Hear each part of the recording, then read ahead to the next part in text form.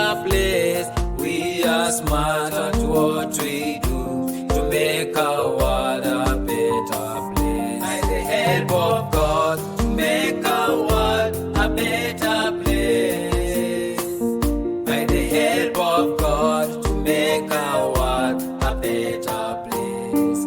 Smart do. Hello students. Now I want us to look at factors that are within, or factors that affect organisms within an ecosystem. These factors within an ecosystem can be grouped into two.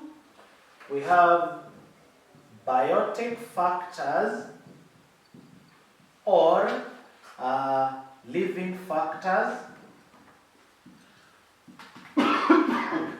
Then we have number two, abiotic factors.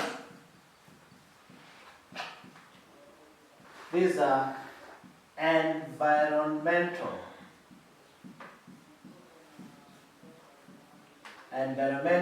factors. Environmental factors. So therefore, we have two factors, or the factors within an ecosystem can be classified into two. We have the biotic factors and we have the abiotic factors. I want to start with biotic factors. Biotic factors. Now, biotic factors, these are factors that arise due to interaction of organisms in an ecosystem. As organisms interact in an ecosystem, these biotic factors arise. The first biotic factor is called competition. Competition. Competition is an idea that comes in when you have something that is limited, or you have something that is in less quantities and is in high demand. Something which is less quantity but is in high demand, therefore organisms will have to struggle to get it. Therefore, competition is referred to as struggle for a scarce resource. Struggle for a scarce resource amongst organisms. Struggle for a scarce resource amongst organisms. Now, if we can look at what do animals or living things struggle for, the things living organisms struggle for are, one is space to live in. They struggle for food, and they struggle for, or they compete for mates. So the word competition has to do with struggling for something which is limited or which is scarce. Food is scarce. Mates are in the wild are scarce. Space is scarce. Therefore, all these factors are factors that living things struggle for. Therefore, they bring about the idea of organism competing. That is competition. Now, in competition, competition can be categorized into two. Is what we call intra-specific competition. Intra-specific competition. This is struggle for scarce resource amongst organisms of the same species. Struggle for a scarce resource amongst organisms of the same species. Now, if for example, same species, if a lion and another lion are competing to get a rabbit or to get an antelope, or they're competing for food, a lion and a lion competing for food, that is intra-specific competition, because those two belong to the same species. Then we have inter Specific competition. Interspecific competition.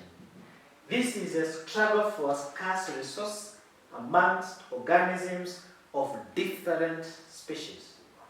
So if a leopard and a cheetah compete for something, or compete for space to live in, this shall be referred to as interspecific competition. Therefore, and the reason is these two do not belong to the same species. So interspecific competition is a struggle for resource for organisms of different species. That is the first biotic factor, competition. The second biotic factor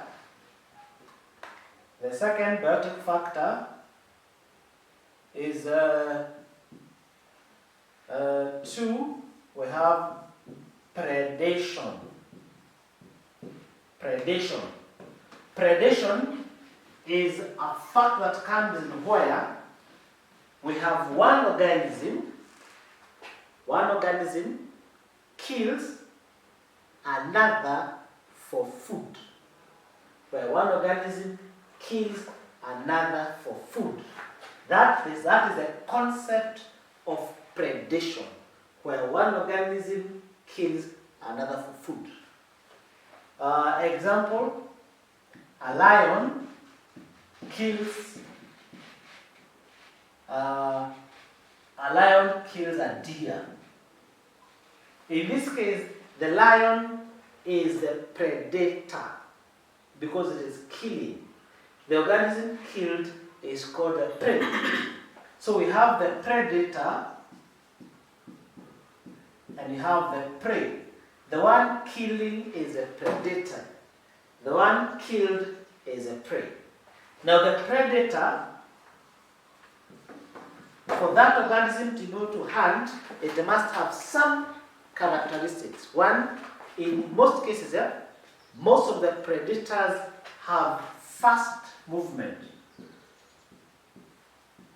Fast moving. For example, a cheetah is very fast. We have, most of them have sharp eyesight. Think of an eagle has a very sharp eyesight to spot the prey from far. They have strong jaws and sharp teeth. For example, a lion when it bites does not release the prey. The last one is camouflage.